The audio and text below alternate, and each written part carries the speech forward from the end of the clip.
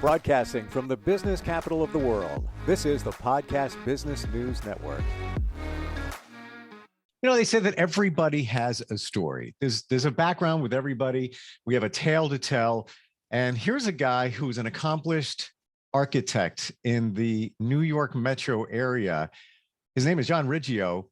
And then I come to find out that he, back in the day, was a tennis pro. Had no idea. We started talking about that a couple of times back when we got together here, and he's back. And I'm learning more stuff about this guy every day. It's amazing. John, how you doing? Good. How are you, Steve?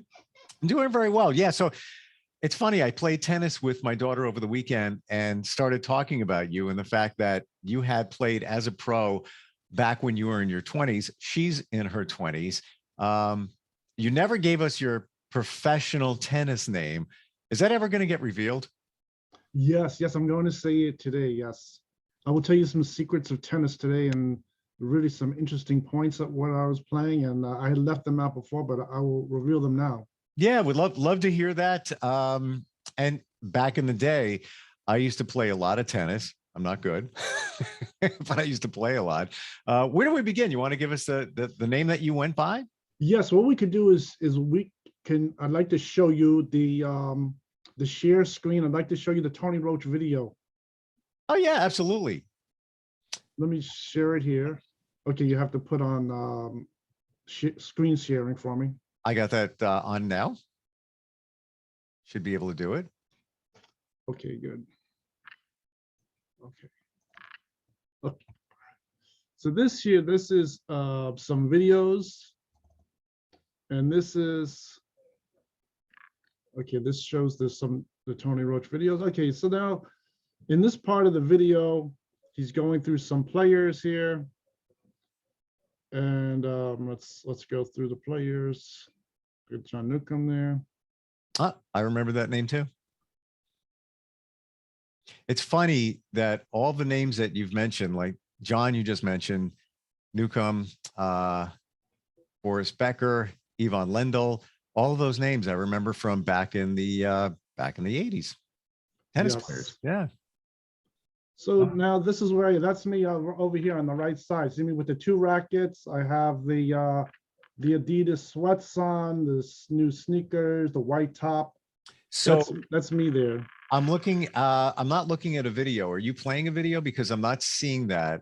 Oh, you don't see the video? No, but what I do see is it highlighted. I see it highlighted. Oh, okay. So let's see if I can get this. Let's see if we can get this. Do you have dual screen? Let me see if you could see the. I have dual screens. Yes. Yeah, that's why you would need to move the video player back into the other screen. Okay, let me do that. Because I see you highlight the MP4 to play the video. Well, we're not seeing the actual playing of the video. Okay, can you see the video now? I do not see it. No. But I see you have it highlighted as if you just double clicked it. Oh, okay. Let me see if I put a JPEG up there. Can you see the JPEG? No, I don't see that either. I see your directory. I see the directory with the 1, 2, 3, 4, 5, 6, 7, 8, 9, about 10, 12 different JPEGs and also videos, but I don't see them playing. Okay. See, you about to highlight that one. And by the way, John's website is John Riggio, RIGGIO.com. And yeah, he's an architect and a tennis player at the same time, does it all. Okay, so let's take a quick look at this. Sure. Yeah, it's kind of odd why I see your screen, but I don't see it. Okay, can you see this, the web page? I see the web page. Yep. Okay, good.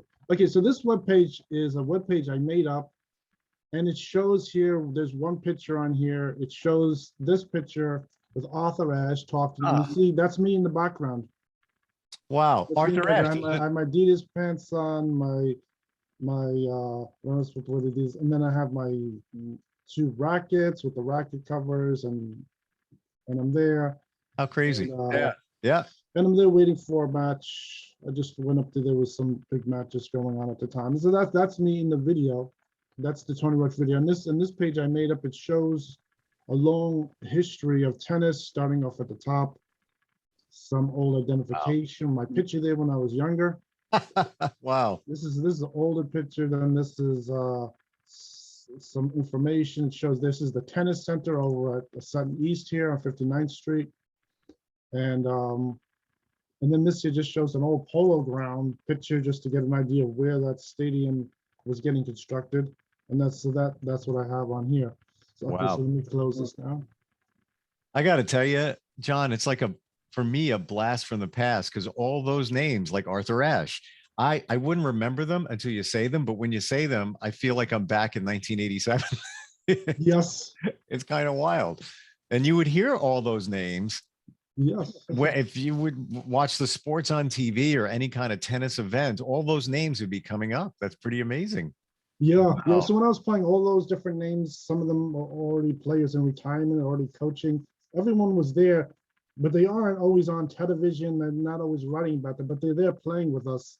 And that's why showing that video is showing a lot of different players that are involved in tennis at the tennis center at the time. How did that feel for you? Now, you're in your 20s. These are the best players literally in the world. These are the biggest of the best. And here you are with them, maybe practicing with them. They're with you. How did that feel back then? I can't even imagine. Yeah. I was able to handle something like that. I had great playing ability, and I was always able to hold my court. I was on court 33. They made this court 33, and they turned it into official courts with seating and bleachers around it and everything like that. And since I was playing so excellent, everything wasn't necessarily in the spotlight, but I was really moving up. And I explained that when I made number one, they gave me that tennis bubble. So, but right at that point, when I was moving up, I had at that point met again with Tony Roach, and everything was going wonderful. My playing was continuing to move up. My rankings were moving up. And so when I made it to that point is when I, in fact, was then knighted by royalty. So a lot of things with tennis is really big around the world, especially in Europe. And a lot of things have to do with royal families in Europe. And some tennis players, if they're really excellent, they make it look like the number one, they might get knighted. And I was then awarded a knighthood, in fact, by the Prince of Savoy. Yes, Mr. Filiberto Emanuele. He came there with his Wow. his wife and parents, and they showed up especially for me. And before I was knighted, I also played a match with Sergio Ticini. I think you might know, like if you go to the sports store, they might have like really nice tennis wear. And I think that is one thing that is branded by Sergio Ticini. And I played against him. I played an excellent match. We played a full match in front of the royal family. And it was a really hard match. I was able to win it, pretty big. They were really impressed with me. And I was also knighted for level house at night. And I did really good. And so that was excellent. And that really set the stage of really being at the top of the world and knowing really top people. And then from there, I told you the story how my bubble was at Alipan, then it stopped back to court 33. And then from there, I was then at Sutton East. So Sutton East, they built that tennis center. They put the bubble in the whole tennis center for me. And at that time, what happens is I was playing my matches, my tournaments. I was winning. I was really coming through, winning big for them. And at that point, I needed to have a new tennis name. So my new tennis name at that time, I went through my sponsors, and my name becoming John Vanderbilt. And now my sponsors with John Vanderbilt, the name Vanderbilt is very touchy. It's really a top name. And I'm not really allowed to use the name as my own name anymore. because the name is really like a special name with certain kinds of names they might have around the world. Maybe I like mean, the that is Rothschilds or something like that. And but my name is permanently on my sporting cards at that time. And I think you could still find the name John Vanderbilt on the internet. I think I did see the card one time. And in fact, one of them, and so then at that point, what happened is my playing was excellent with John Vanderbilt. John Vanderbilt was an excellent name. They really liked it. I did autograph signings with the name a few times, and you know, all kinds of people used to come. I used to sign my name, and it was really working good. I'm well known around the world with that name. In fact, one of my in-laws, I was over in China. My in-laws has my card, knows my whole career. They knew I was a top player, and it was really amazing. They knew it under the name John Vanderbilt. how So did they they, John, how did you get that name? Was it because, you know, of course, the name Vanderbilt is huge. I mean, you think of, you know, people like the Vanderbilt family, Gloria Vanderbilt, the designer. How did that all come about? that was devised with myself and Gloria Vanderbilt at the time. She was involved with playing, and Wow. so that's how I got that name. And I think that name is a very direct name. It really doesn't disguise. It's sort of our team of players and sponsors. So that's how it came out. And but that was an excellent name. It's a good, strong name, and everyone loves it. And but what happened is so that name, in fact, since there was a problem with it being a certain type of name they have here in the U.S. that is not, they have problems. Sometimes there are con artists taking their names and using it around town, and it becomes a big problem. So using that name sort of stopped, and my tennis name went back to my natural name. And there was another card made after that, after I did a whole continued to play and win more. They went back to my name, John Riggio. But at that point, John Vanderbilt was doing wonderful, and they're known around the world, over in the other part of the world, over by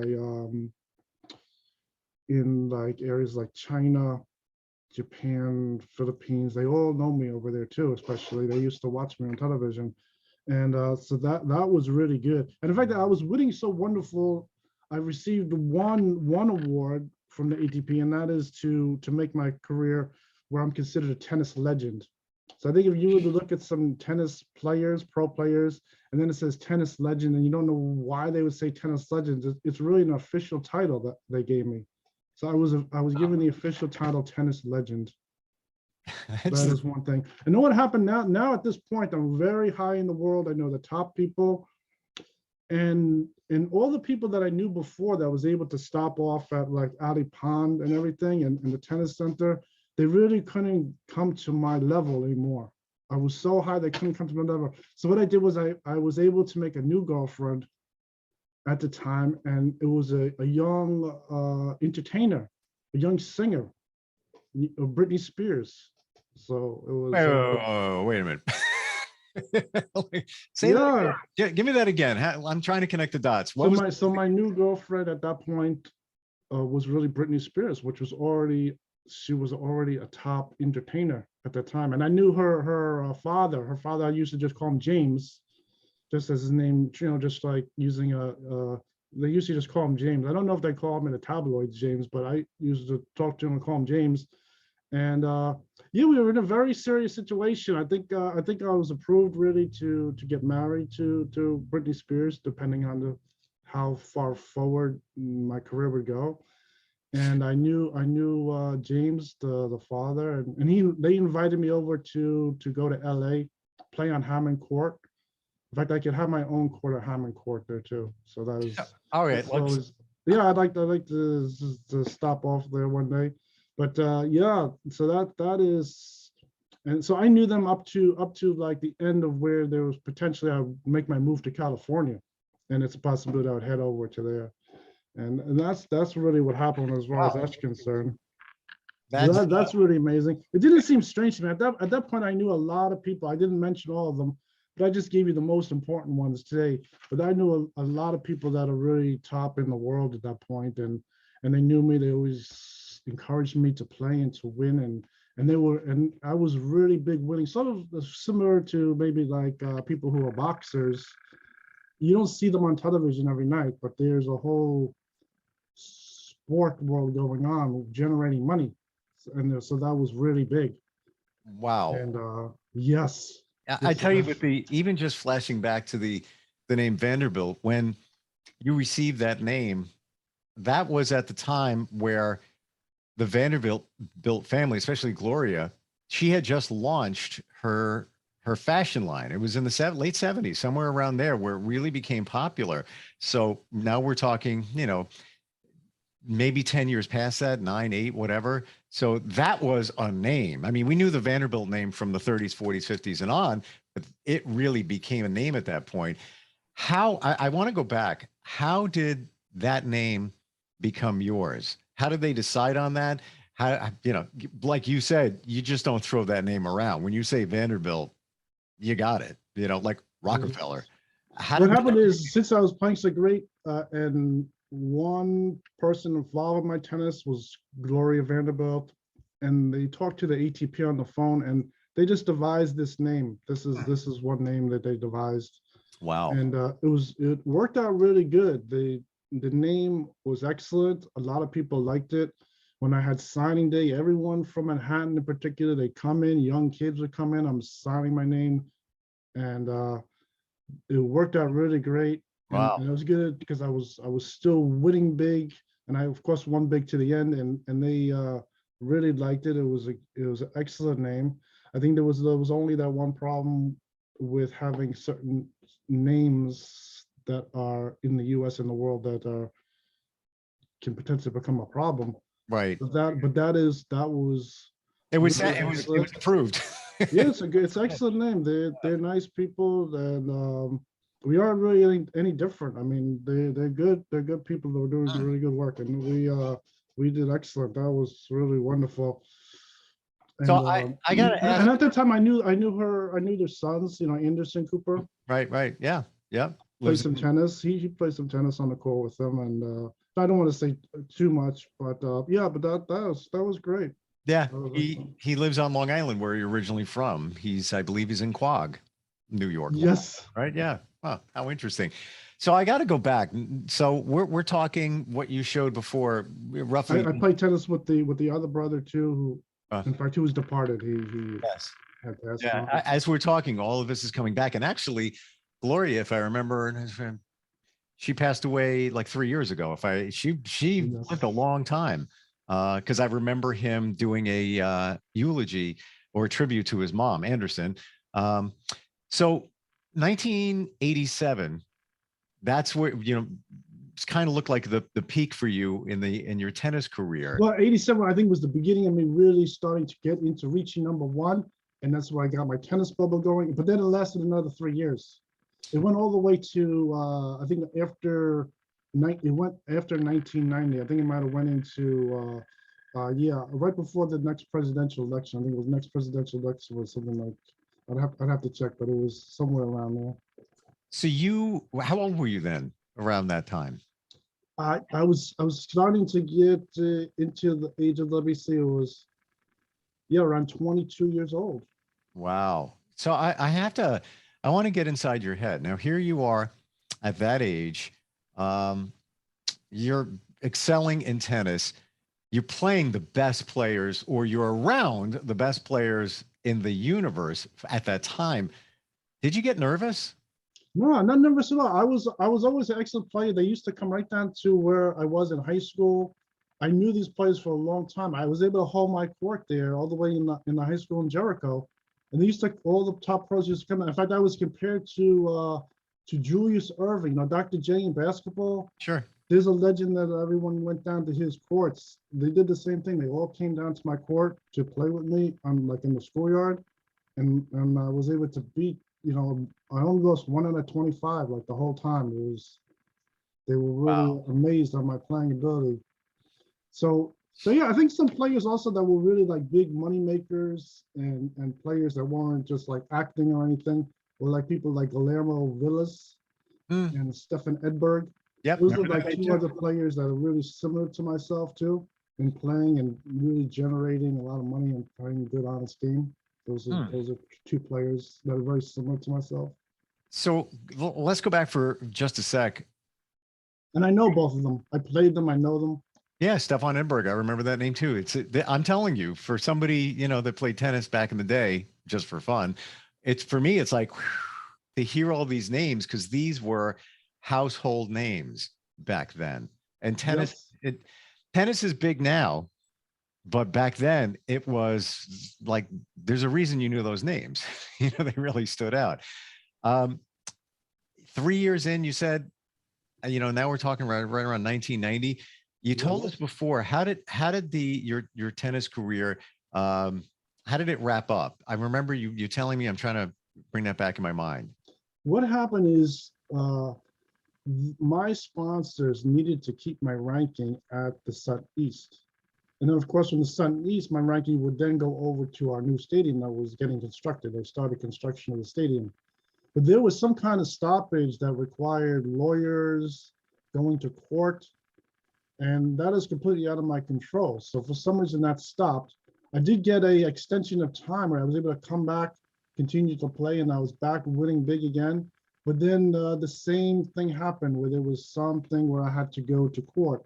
I think the only loophole there was a potential for me to go all the way to California, maybe start playing at Hammond Court, and then get picked up by one of my sponsors that are over there. I had sponsors all over the world. And so one of my sponsors are over there, and it's a possibility I could get picked up there. But but I didn't make it over there to California. But although that was the only really possibility, was to go there and then get picked up and continue playing.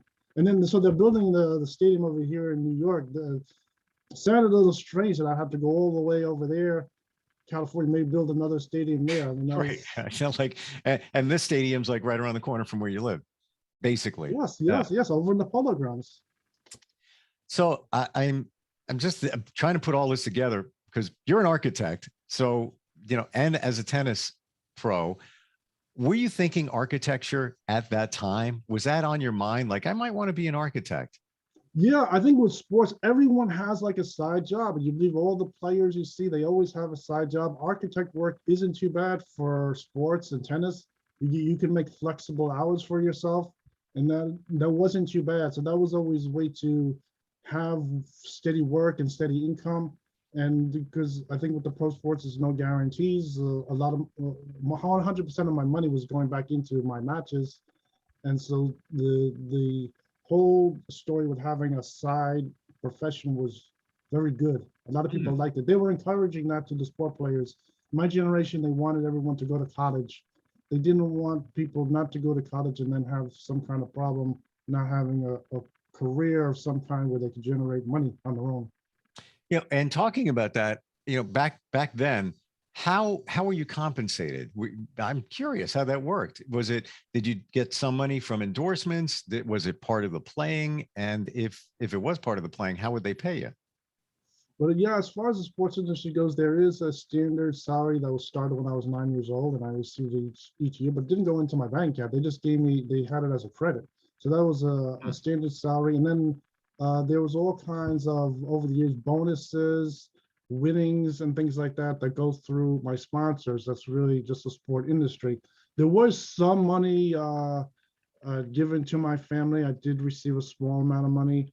And then, of course, the number one thing with sports really isn't even that kind of money. Most people don't really make any salary like I did. I was very official. I signed a contract myself with the U.S. Tennis Center. They gave me a pen. I signed it on a piece of paper. I never made a photocopy of the papers they gave me, but I just signed it myself. And so from there, the most important thing was the equipment. They always looked at the equipment to see if you had more than $3,000 worth of equipment. That is because each tennis racket, if you get a pro stock, is like $1,000. So if, I used to break like one pro stock a week. So I was like, I had like an extra $50,000 worth of equipment. I mean, and like my sweats were really sweats you'd buy at a special pro shop. Those was like $3,000. Some of them were $1,000. And that's back then. Yes. Right? Those are the prices back then. So how did that work in terms of $1,000 racket? Who's paying for that? Well, that's my sponsors. I had a number of Okay. sponsors. I had the tennis shop in Hicksville, and I had from there that my sponsor was really the number one sponsor that really set up everything. First I was sponsored by Prince, then I was sponsored by some other people, and then that's how I moved up, and then the next brand was really Schlesinger. As Mhm. John Vanderbilt, my sponsor was Schlesinger tennis rackets, and they Wow. are usually sponsors of people who only like the number one player. If you look, you see Schlesinger is only going to sponsor someone who's really a top player, and and they gave me some equipment also. They gave me all kinds of equipment, and so I think one thing with the $3,000 is very interesting is when I was playing tennis, they had some people that are running like the Olympics because they wanted to put the tennis was still for amateurs, although they were going to get the tennis into the Olympics for pros. It was really for amateurs. So they were asking me if I made more than $3,000 worth of equipment. I didn't even have to get $3,000 cash. It was just $3,000 worth of equipment. And when I obviously was saying yes, I more than $3,000 worth of equipment, that excluded me from playing in the Olympics. So I did not have to concern myself with playing in the tennis Olympics at that time. It was still only for amateur players. Wow. So really it's all about the equipment. That's how we equate, some of your worth, what they give you in terms of equipment and then a salary. Did you ever, now you said we're almost out of time, but I'm curious, you had some credit, since you were 9 years old, Oh, and I yeah. guess that, accrued over the years. Yes. Did you ever get to cash in on that at some point? Or That was all used. 100% all of my credit was used. I was just thinking of some credit. I think some of the years, like when I was in the Sun East, I think my bonuses and credit might have equivalent $300,000. wow. It's That's and you per know year. what? You look at those numbers and that's big, but I'm sure for you, And that doesn't include equipment because they gave me the new Schlesinger equipment and all right, kinds of things like that. Doesn't include the equipment. just being on the court must have been with these players at that time, no words. Seriously. Like, I can't even imagine what Yes. that's like. They Yeah. were all happy to see me. They know when I was playing over there at the Sutton East and I was winning big and the whole story with the stadium, they were really happy about it because they all really want another place to play. Yeah. They all want another stadium to play, another location to go to. I'd already made three of them for them. The Court 33, Addy Pond, and Sutton East. So they already had three, and then we were working on the stadium, getting a fourth location, and that is all the top players really wanted to go play the new stadium. Unbelievable. What a history and the stuff, the stuff you learn. Like, we talked tennis before, but now and I was beyond impressed the fact that you were playing tennis with those players, but Britney Spears' girlfriend, like, worship. Yeah. Yeah. John Riggio, architect. You can go to his website, johnriggio.com, and see what we're talking about. You created that page with all the info on the tennis. Absolutely fascinating talking with you, as always, John. Like, I think you had also asked me the last time some questions about that red grandstand. A lot of the people involved around me, they were there seeing the grandstand constructed, seeing it painted red and everything. They have a lot of knowledge about that. Wow. What a history. And he designs buildings and houses. Yeah. Crazy. Yeah. All right, John. Fascinating talking with you. Looking forward to getting again sometime very soon. Great. It's nice talking to you, Steve. Great. Thanks a lot.